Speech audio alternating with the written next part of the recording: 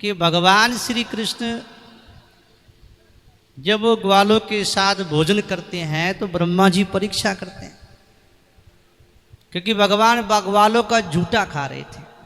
तो ब्रह्मा जी कहते ये कैसो भगवान, भगवान तो बड़ी पवित्रता से खाता है, भोग लगता है। ये छोटे छोटे बालक हीरो के बच्चे जिनका हाथ धुला ना मुंह धुला, जिनके हाथ पर भी गंदगी लगी है, ऐसी झूठन गंदगी खाने वाला गंदे हाथों से कोई भगवान हो सकता है? तो उन्हें भ्रम हो गया कि ये भगवान नहीं है, ये तो कोई साधारण बच्चा है। राम कथा में भी बात आती है कि जब भगवान श्री राम को, लक्ष्मण को, और क्या हुआ कि मेघनाद ने राम जी को नागपाश से बांध दियो। समझ में आ रही है कि नागपाश से बांध दियो। तो उनको छुड़ाने के लिए हनुमान जी गरुड़ जी को लेके आए, और गरुड़ जी ने आकर के राम जी को, लक्ष्मण का नागपाश काट दिया। तो उनके गरुड़ जी के मन में भ्रम हो गया कि ये कैसा भगवान जिसे मैं मुक्त कर रहा हूं वो किसी को क्या मुक्त करेगा? ये भगवान है कि इंसान है, क्या है? अब उनके गरुड़ जी के मन में भ्रम हो गया। रास्ते में चले तो भगवान शंकर मिले, और भगवान शंकर ने कहा कि चलते ज्ञान नहीं दिया जाता, ज्ञान बैठ के लिया जाता और बैठ के ही दिया जाता। और पक्षी की भाषा पक्षी बढ़िया समझता है। हे गरुड़ जी, तुम्हें भ्रम हुआ है भगवान की लीला में, तो आप राम कथा सुनो। तुम्हें राम कथा सुनने के लिए काकभूषण जी के पास जाना चाहिए।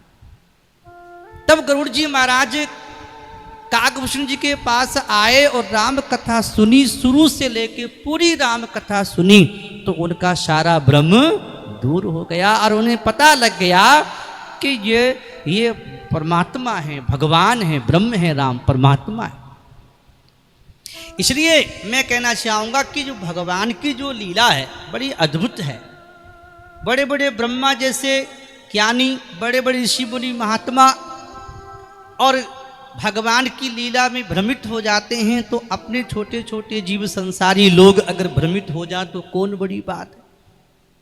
और आजकल के कुछ पढ़े लिखे लोग ये कह देते राम कोई भगवान थोड़ी थे, कृष्ण कोई भगवान थोड़ी थे, ये तो एक राजा के बेटा थे, एक राजकुमार थे, एक योगी थे। राम भगवान का ज्ञान किसको हो सकता है?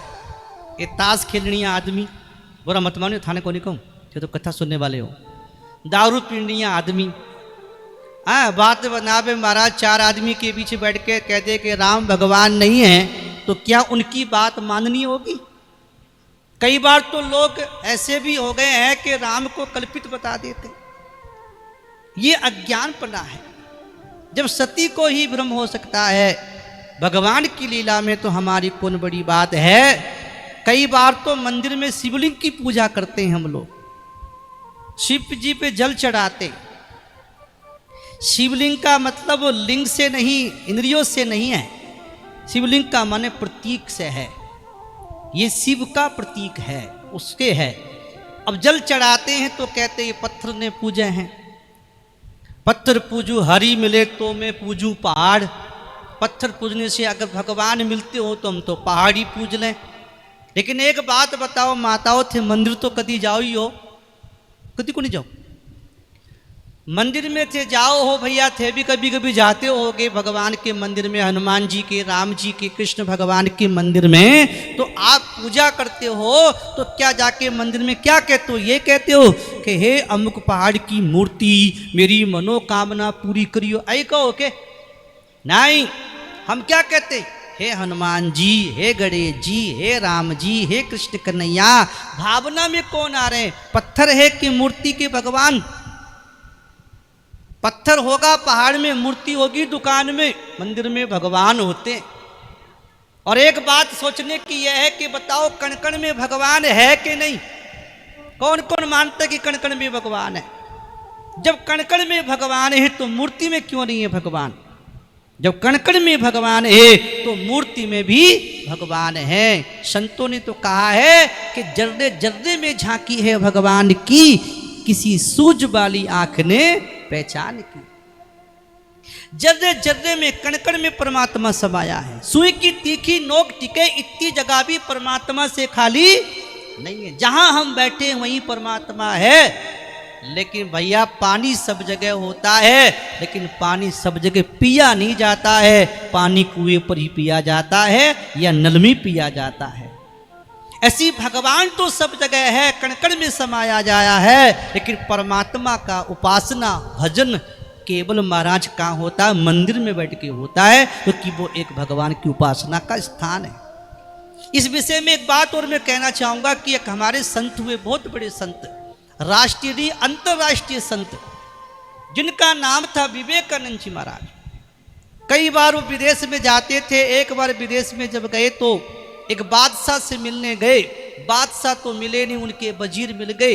कमरे में बैठ बात हो रही थी और वो वजीर ने कहा, अरे विवेकानंद जी, इन हिंदुओं को समझाओ ना कि पत्थर की, मार्बल की, तांबे की मूर्ति लेके बैठ जाते हैं और कहते हैं भगवान है भगवान है। क्या ये मूर्ति, ये पत्थर, ये कोई तांबा भी कोई भगवान होता होगा? विवेकानंद जी ने कहा, देखो ये हमारे परमात्मा का स्वरूप है, हमारे भगवान का रूप है। इनको हम बैठा करके अपनी आस्था, श्रद्धा और भावना को जमाते अपनी परमात्मा की उपासना करते हैं, उसमें हमें अपना भगवान दिखता है। विवेकानंद जी से कहा उन्होंने कि अरे ये भी कोई बात हुई, मूर्ति में भी कोई भगवान होता होगा। विवेकानंद जी देखे इनके ऐसे समझ में आने वाली नहीं है, तो उन्होंने क्या देखा, उनके राजा की एक बड़ी तस्वीर लगी थी कमरे में। समझ में आवे है कि बड़ी तस्वीर लगी थी। विवेकानंद जी ने कहा ये तस्वीर किसकी है? कि हमारे राजा की है। कि नीचे उतारो, के उतार ली। कि जूता निकालो, निकाल लिया और कहा इस तस्वीर के ऊपर 10 जूते मार दो। राजा के वजीर ने कहा जी हम नहीं मार सकते, ये तो हमारे राजा अन्नदाता, हमारे मालिक हैं, हमारे राजा, हम जूता कैसे मारते?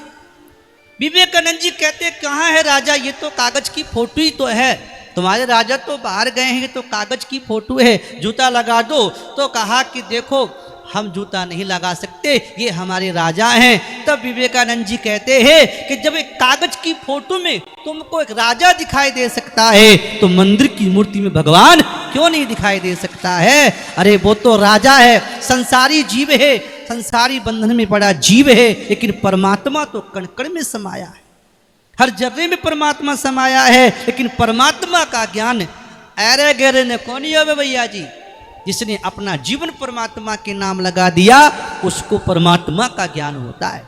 तुलसीदास, कबीरदास, तुकाराम, मीराबाई, हरिदास आदि आदि बड़े जैसे संत महापुरुष हुए जिन्होंने अपना जीवन परमात्मा के नाम निछावर किया। उन संतों से पूछो कि राम भगवान है कि नहीं, अरे वही बता सकते हैं, हर कोई नहीं बता सकता। इसलिए मानना ही होगा संतों की बात को कि भगवान को कभी मूर्ति मत कहना। जिससे राम का अवतार हुआ है, कृष्ण का अवतार हुआ है, ऐसी भगवान का ये अर्चा अवतार है, ये भक्तों के अधीन है। एक बात और बताऊं, हमारे राजस्थान के अंदर एक बड़ी भक्त हुई भगवान की, जिसने भगवान को खिचड़ा खिलाया। क्या नाम? जल्दी बोलियो। कर्माबाई। कर्माबाई ने भगवान को खिचड़ा खिलाया। ये भजन आप रोज गाते होगे, लगभग कई माता गाती होंगी। बताइए ये भजन सच्चो है कि झूठो? बोलो। अगर भजन सच्चो है तो ये भगवान भी सच्चो है। इसलिए भगवान को कभी मूर्ति नहीं समझना, ये साक्षात परमात्मा है, भगवान है, ठाकुर जी है, इस रूप में भगवान ने अवतार लिया है। इसलिए भगवान के मंदिर में जाकर के आप खड़े होकर देख लो, आपको भगवान मुस्कुराते हुए दिखाई देंगे, हिलते हुए दिखाई देंगे। अगर सच्ची आपकी भक्ति में भक्ति भावना है तो भगवान तो आपसे बात भी करने लग जाते हैं, और भगवान भी आज भक्तों से बात करते हैं। इसलिए मैं कहना चाहूंगा, जीवन मिला है उस परमात्मा की भक्ति के लिए। ये मानव जन्म बड़ा अनमोल है, ऐसा मौका बार बार नहीं मिलेगा। नास्तिकता से बचो और संतों की बात पर ध्यान दो। आज के लोग बहुत नास्तिक प्रवृत्ति के बहुत पैदा हो रहे हैं। उनकी बात पे नहीं जाना चाहिए। जो संतों ने कहा है, जो ग्रंथों में लिखा है, जो सत्संग में बात सुनी है, उस बात पर विश्वास करके और भगवान की उपासना कर लो, क्योंकि जीवन का एक ही लक्ष्य है, एक ही उद्देश्य है कि जीवन हमें कल्याण करने, मुक्ति पाने मिला है, इस संसार की भोग भोगने नहीं मिला है।